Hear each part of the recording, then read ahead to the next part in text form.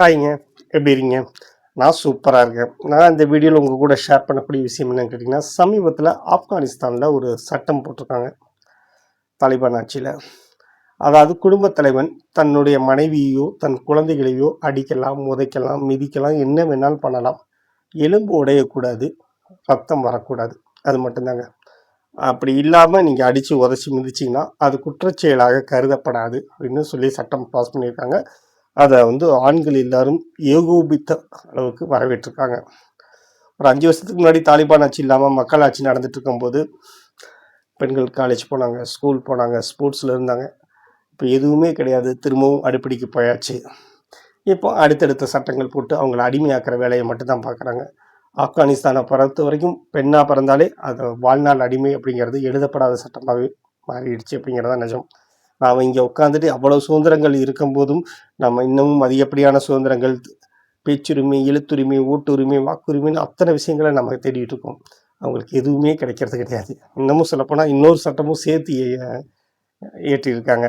அதாவது திருமணமான பெண் தன் பெற்றோரையோ அல்லது தனது உறவினர்களையோ சந்திக்க வேணும்னா ஹஸ்பண்டோட அனுமதி வேணும். ஒருவேளை ஹஸ்பண்ட் போகக்கூடாது அப்படின்னு சொல்லிட்டாங்கன்னா போகக்கூடாது.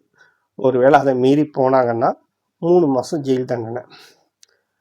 இந்த சட்டங்கள்லாம் இயற்றிட்டு அவங்க சொல்லக்கூடிய விஷயம் என்னன்னு கேட்டிங்கன்னா, உலகத்திற்கு முன்மாதிரியான ஒரு வாழ்க்கையை நாங்கள் வாழ்கிறோம்.